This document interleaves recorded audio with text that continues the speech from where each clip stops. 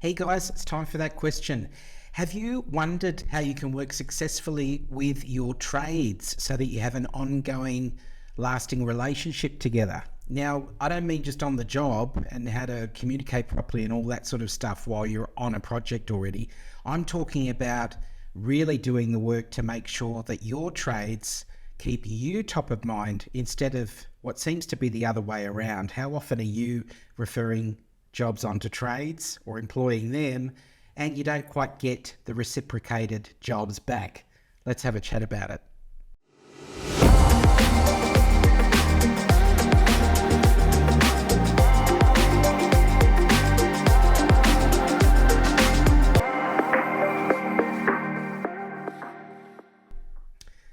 Hey guys, welcome to episode 3 of the So You Want to Be an Interior Designer podcast. We're on episode 3 or season 3? Welcome to season 3. It is episode 27 and I'm really pleased that you are here to join me for the podcast this week. So I'll get cracking with today's topic and it's an interesting one because I had an experience this week where I was really kind of pleased that I'd created this process where I was really engaging my trades and really showing them that they're acknowledged and valued, and how you can potentially, if you don't do this already, take it on board, this experience from this week. So I'm going to go into detail with you on that. But before I start with what happened this week and deepening the trade relationships for success, I want to ask you, are you flailing in your design career and you need a little bit of support and advice? If you do, go to adamscougall.com/quiz. If you're watching on YouTube, you can see the link below. That's adamscougall.com/quiz. If you go to that quiz, you go to that page, you'll actually answer 15 easy questions. Well, they'll get you thinking, take you only about 2 or 3 minutes, but you will get a personalized report with your strengths and opportunities on how you can, continue to strengthen the strengths and work on those opportunities. I've got some advice in that report for you. Please go there and fill it in if you need. If you're flailing a little bit, you need some tips, tricks, advice, go and take the quiz. Now, also too, you're struggling finding clients. Isn't everybody at some point in their career? Come and join me. If you'd like to join the wait list for my Get Design Clients Summit, which is happening in August 2024, jump onto the wait list. Go to getdesignclientssummit.com and you will be able to join the wait list. I'm going to have, hopefully I'll have 21 speakers from over the globe who will be talking just about that topic of getting design clients. getdesignclientssummit.com. If you're watching on YouTube, the link below. But let's get on with the show. This is a big one. How do we work with our trade? How do we work with our trades? How do we partner with our trades so that not only are we bringing them work, but they are thinking about us when they have, a potential job that may need design support. So when I talk about trades, I'm talking about people like builders. I'm talking about people like your cabinet makers, your joiners. I'm talking about people that provide, products like lighting, for example, or furniture, rugs, for example. Have a think about how many different people that you actually work with when you're doing a design job. These are your trades, and how much of an effort we're making to, 1, maintain a relationship, and 2, make sure that we're top of mind when they potentially have a situation where they need to refer a designer, a design resource to the person that they discover has no idea what's going on and could really do with the support. So there's lots of opportunities for us to deepen these relationships. And what I want to do is give you an example from this week. And I'd like you to consider this because I felt it was a really successful confirmation that my trades were really pleased with the fact that I had come in and ensured that they were being featured with me in a particular magazine article, which is going to be published in August. So I want to give you this scenario, and then I want you to think about the situations you may come across, may have been in already, how you've dealt with them, and then if you haven't had a situation like what I'm about to explain to you, how could you potentially make sure that you maximize the value of that with your trades if you're in this situation. Now, this situation is, it's going to be, it hasn't happened yet, but it is a magazine article in a national publication here in Australia. Now, the publication is in every supermarket. I'm not going to say the name at this point in case I jinx something, but there is a magazine article coming out in one of the major publications that will pretty much be across the country, in lots of news agents. I don't know how many are still around, news agencies, but news agents, supermarkets, everybody's going to the supermarket every day. But I had an opportunity this week to be interviewed for the story, which is on a project that I completed in 2023. And I was sitting around and the phone rang and somebody said, "Hi, I'm from this magazine. We'd love to interview you and have your project featured in the magazine."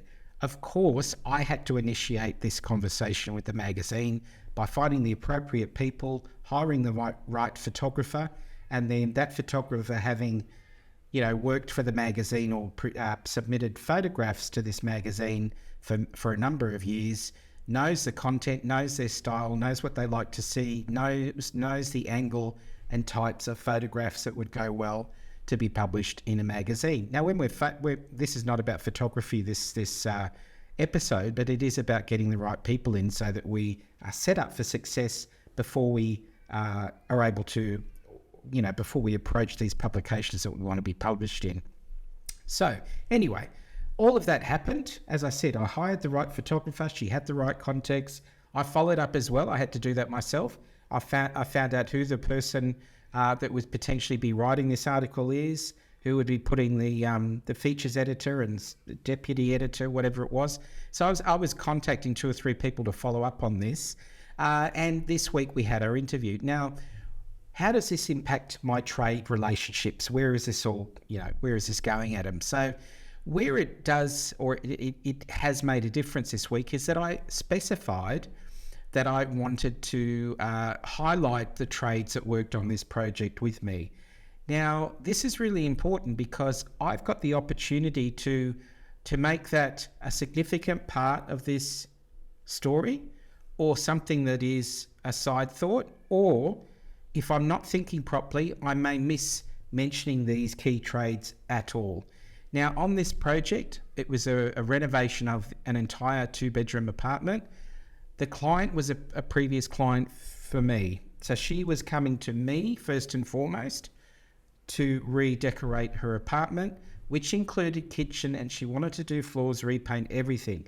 Now, when you get to the point where you're doing floors, ripping up floors, you're ripping out a kitchen, there's sort of joinery involved, there's demolition involved. We ended up doing bits and pieces in the bath, like refreshing the bathrooms, new vanities, that type of thing. Not completely ripping out the bathrooms, but still a fair bit of work.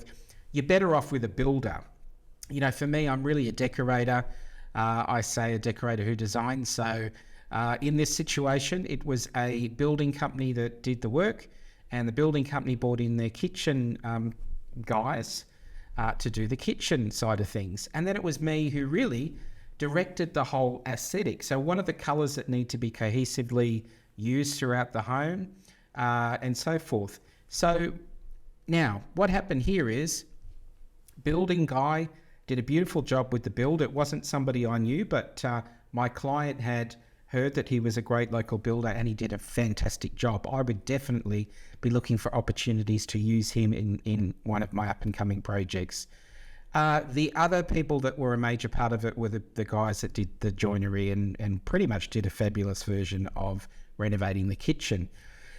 Now, what I want to say here is it's really important. I feel that it's very important. I'm going to say this is the number one important thing to deepen your relationships with trades, to set up your partnerships for success. Number one, I think, is to showcase your trade partners' work.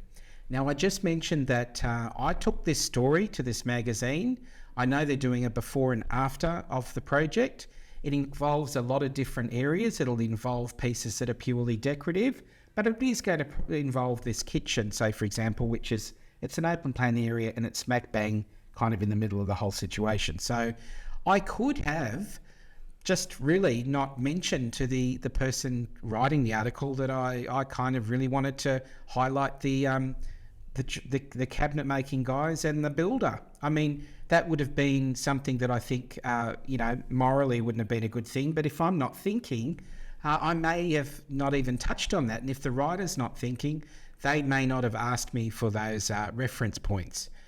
They normally do, but what I'm saying is I am being hyper vigilant about making sure that these really good trades, who I'd like to work with again, are being mentioned in the article. First thing I said is I want to make sure the cabinet maker is mentioned and the builder who worked really well with the cabinet makers, the guys that put in the kitchen. So number one is I wanted to make sure that I showcase the trade partners' work that I'm working with, because they're partners. So ensure that they're in the published article is something I would ask you to have a think about. And also, keep them abreast of what's happening with the publication is being featured and that type of thing. It's a really good way to build, that kind of partnership, to sort of deepen that partnership connection there with them. So one thing I want to say to you as well is it's easy for me to sit here, isn't it, and say, oh, blah, blah, blah, I've got a magazine article out and making sure my trades are featured. That's good for you, Adam, but what if you're just starting out and you haven't got a project like this that has the opportunity to be photographed? You may not have had, for a number of reasons, the opportunity to photograph it. Maybe the client didn't want you to photograph it, or maybe you're starting out and you haven't had the opportunity to do a job like this. This is absolutely fine, but you will get there. And when you get there, you definitely want to have this hat on when you're dealing with a magazine, for example, who is kind of asking you to lead the way with some of the content. So that's the first thing you can do, is make sure that they're included.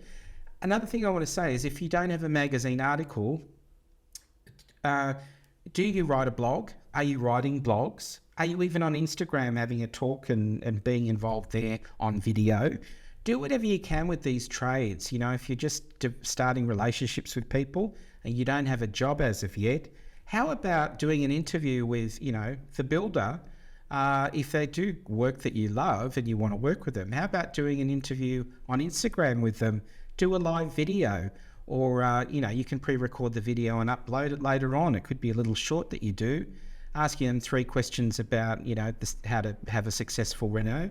Something like that. But what you're doing is you're just sowing the seeds, and you're showing this trade, which will hopefully become a trade that you partner with. You're putting them on a platform. People love to talk about what they do. If we just go to them with, asking them if they have any work for us, that's not a great way to start the relationship. So even if you don't have a magazine article happening like I'm talking about, you will, though, keep going. Make sure you photograph these things with a great photographer. This will happen for you. But even if you don't, are you writing a blog? Do an interview with someone you really admire in the building industry, or a kitchen or cabinet maker, kitchen company / cabinet maker that is doing the kitchen on a job, or if you want to work with that company, then you'll bring them on and you'll highlight them in some way. There's lots of different ways you can do this. So it's either, in an article capacity like I'm talking about, or there are lots of other ways to do it. Blog, as I said, or even on just social media. You're letting these people know that you admire what they do, and it's a good starting point. So number 2, the other thing, this is interesting, show them how good partnerships should work. This is very interesting. So I just want to say, I made the effort this week to really highlight that I wanted the joiner, cabinet maker, and the builder to be, really mentioned in this article, which they are going to be. There's going to be a source book section where they will put the website and the detail of these trades. Now, the people that I'm bringing on, or ensuring that they are listed, haven't necessarily done the same good deed for me as it stands. I saw the project that's going to be published on an Instagram feed where the whole project was mentioned, the builder was mentioned, the cabinet maker posted the details, but I didn't see any mention of me. Now, I only did the finishes on that job. So fair enough. The cabinet maker created the kitchen, built the kitchen, did the design of the kitchen. With my client, I didn't do that, but I did, and I was engaged to do the finishes. Now, you may say, oh, well, Adam, it's finishes, so it's not really the design of the kitchen and you didn't build it. But, you know, there's lots of things in that finishes schedule that made that project and made that kitchen and adjoining bench seat and everything else look beautiful. It started out as a white box, and then it turned into a beautiful, warm, elements of olive green with a lovely kind of plaster of Paris type white. For the cabinets, I picked all the profiles of the doors. I picked the beautiful sconces in an antique brass with a glass cover. You know, there was artwork that went in the kitchen. There was the fabric that was used on the bench seat and the adjoining pillows that were on the bench sheet. You know, that type of thing. So all of the beautiful handles, the antique brass handles, the type of tapware, the mixer, the sink, all of that stuff in there. So you can kind of see that you can start out with a design, but without all the finishes and the beautiful finishing touches, it isn't going to be cohesive. And if it's not cohesive, then potentially this project is not going to look that crash hot. Now, I did the rest of the decorating in the house and I had the whole scheme top of mind. The kitchen was part of that process, but what if the kitchen was just the joiner's version, which might have been a plain white kitchen, and then I have all of this other stuff happening around it that doesn't work cohesively? Anyway, what I'm saying is I wasn't actually mentioned in an Instagram post, but where I'm going is not to whinge and complain, because people don't know. This particular trade that I'm mentioning and I'm making sure is mentioned, they're not thinking. Most people are not thinking when they do these things. They're thinking, we design the kitchen, the builder we work with helped to coordinate with us, and these are the main trades. They're not thinking about little old me who did all the finishes and made it look beautiful. You know, and part of that beauty is shown in the photographs that they published on social media. But number two, getting back to number two, is you've got to show these trades how good partnerships work. So by me saying, hey, you guys need to be featured in this magazine article, which may or may not show much of the kitchen. It may, you know, there's bedrooms there. There's a master bedroom, a beautiful guest bedroom. There's a living area. There's a dining room that really had not a lot to do with these guys. Then there's a kitchen. So this whole story is not just about the kitchen. It's about the whole apartment and before and afters. So now I could have forgotten to really mention all the trades that happened or brought that space to life when it comes to the kitchen and maybe the floor, for example. But unless I'm mindfully thinking of that, then that might have been lost from the article. And who doesn't want an article with their work to be featured in a national publication that goes all around the country? So you can get what I'm saying. What I'm doing now is I'm teaching these trades that they should also mention me as a designer or decorator in their content that they post online. This isn't the first time it's happened as well.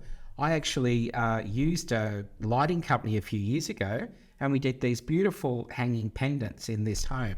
And what I did, we got a magazine article out of it too, a big article in a national publication in Australia. What I did is I took all the beautiful photos, and you know what? I shared them with the lighting company, and I said, here you go, use the photos. They said, can we use them in our promotions? I said, of course you can. Now, what happened when they used the photos? They put it on the front cover of their master brochure. You opened up this brochure, and the front cover and the back cover was a landscape of the entire living room and dining room of the project that, you know, I brought to the table and asked them to produce the lighting for, based on my bespoke design. You know, there were zigzag, black and white zigzag inserts in these huge pendants. So they were custom made, and I'm the one that photographed and really brought them the project. Now, I saw their brochure a few years or a couple of years later, and it had no reference. You know what? They had not my name. It didn't have the design company. It had zip. So this, and I saw them at a trade show. I walked up to them at a trade show, and there was piles of these brochures, my project on the front. I looked at it, and there was no mention of me anywhere in the brochure. Were they thinking, gee, we're going to screw over Adam and his design company by not putting their details on the brochure? What do you think? They weren't. People just don't think, even people in the industry that you think should have, the ability to think about, making sure everybody is credited. They don't do that because they're not thinking. I'll finish up with number 2 to say, you've got to show these trades how good partnerships work. If I want to keep using the lighting company, then I'm going to say to them, hey, please never publish a brochure again without naming me as a designer if I've given you the photographs and it's my project that I brought to you. I did actually mention that to them and they understood, but they kind of were scratching their head going, oh yeah. What I'm trying to say here is don't assume people are going to be thinking about the right way that these trade partnerships need to work. You need to tell them how it works, give them direction, and of course step in and say, first and foremost, any opportunity I have, I'm going to be highlighting you and making sure you get the exposure. So just some examples here. I don't think anybody tries to really cause friction by not highlighting the people that should be noted in, even Instagram posts. This has happened a few times where you're not credited, but the builder has put up a bathroom, for example, but has forgotten to mention you. I just politely go in and say, hey, would you mind tagging me? Because, all of those finishes, the tiles and everything else, pretty much, the design was by me. You built it. You did a great job, but can you please credit me on the Instagram post? So sometimes we have to lead people to the right path, as you can imagine. Okay. So number 1 was showcase your trade partners' work. So you be the voice of reason here, and you go, hey, this is the way it should work. I'm bringing the stuff to a magazine. You have been fabulous on the job, so I'm going to make sure that your details are in this publication. So showcase their work and really highlight them. Then, of course, that's going to rub off and they're going to think, oh, okay, any opportunity I've got to mention, Adam or you as the designer, oh, yes, we need to mention them in our whatever we're doing online. Or if we get the opportunity, they're probably going to be thinking, oh, I can refer so-and-so's design company because these people really have no idea and, they need a designer to come in and help. So let's tell them about you or me. Let's just tell them that this person is here and we've worked with them and they do great work. Here's their card or here's their phone number. Or better still, if they can introduce you to that person needing the design service, it's even better. So number 3 is maintain contact. So after we've done all this great stuff, we've got to keep the contact going. We've got to maintain contact with these trades. So one thing you can do, one thing that I try and do all the time is refer anyone you can. If you've worked with a kitchen company or a joiner that does kitchens or and somebody says, oh, look, we've got plans. We just want a good, reputable person to put this together. Do you know, if you can say, I know is the perfect person to do your kitchen. They're really efficient. The trades are polite. They don't leave a mess. They did it within the time frame. If you just want this done, go and send them to them, and give them referrals. Give these people referrals. If it's a rug supplier, say I've got a great relationship with so-and-so rugs, like I do, if I've got a good relationship with the lighting company, I might say, go and they do beautiful lighting, any sort of opportunity you've got. Create a partnership package. Now, I was a little bit sneaky. If any of you know, I've been working on a promotion where I'm promoting finishes schedules as a package to help builders and cabinet makers to get their clients over the line. A lot of people come to builders and they don't have a designer and they have a hard time picking finishes. So one of the things I did with the builder I contacted this week about this article is I said, hey, I want to tell you about the article, blah, blah, blah, blah, blah. And while we're at it, I've got something to ask you. Do you have people that struggle to make decisions on finishes? Now, the builder said, absolutely. I've got a lot of the time people come, we're about to start demolition or whatever we're doing next week, and they still have not chosen all of the basic finishes. So he said that would be a huge help. So guess what? Next thing I know, in the next 2 weeks, I go out and see the builder. I offer him the package. What does that do? Is he's got me top of mind. We've partnered together on a previous project. This article's coming out. He knows I've got his back. And he's more likely to think of referring me to someone who needs finisher schedule support The finisher schedule support may turn into them wanting design support, say, for a room. So this is a pipeline filling strategy that I'm looking at.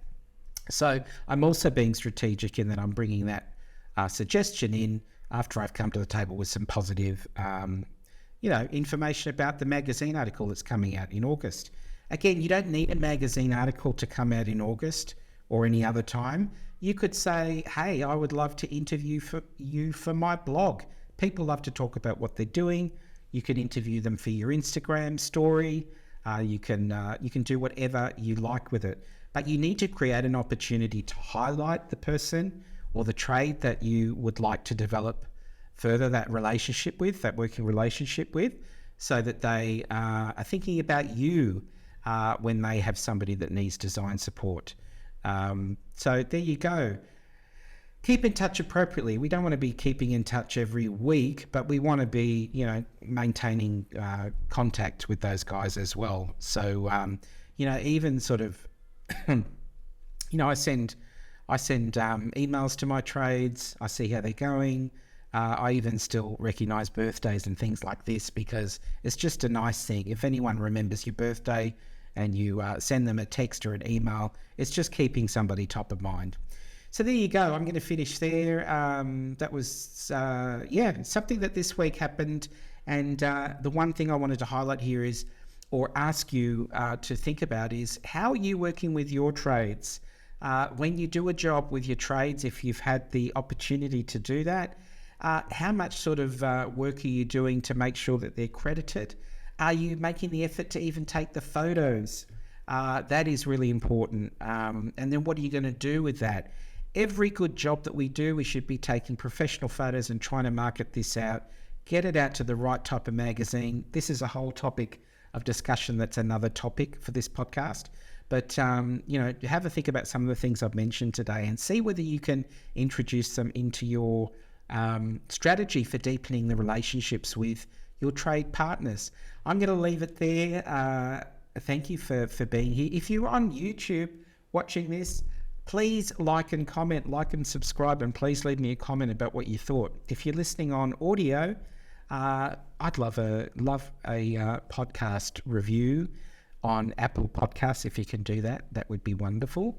But the other thing is, if you're struggling in your design biz and you would like to fill in my quiz to get a personalized report that sends you information on your strengths and opportunities today, it's only 15 questions. It takes 2 or 3 minutes. Go to adamscougall.com/quiz and fill it in. If you would like to join me, get on that wait list for the summit, getdesignclientsummit.com. You can go there and you can fill in your expression of interest to join the wait list, or you'll be joining the wait list. It's a free event. It's in August, and I'm going to have 21 speakers show up and talk about their experiences. These are great coaches in the industry, by the way, and potentially designers that talk about their strategies to keep that pipeline full and get design clients. So that's it for today. I'm going to wish you a lovely rest of the week, and let you know that I believe in you. We're all going through different periods in our business. If you're thriving at the moment, I think that's awesome. Keep going. If you're having some struggles, it will all pass. But have a think about some of these strategies today. And if you aren't using them, I hope you use them. Until next Tuesday, I'm going to say bye for now and have a great rest of the week. See ya.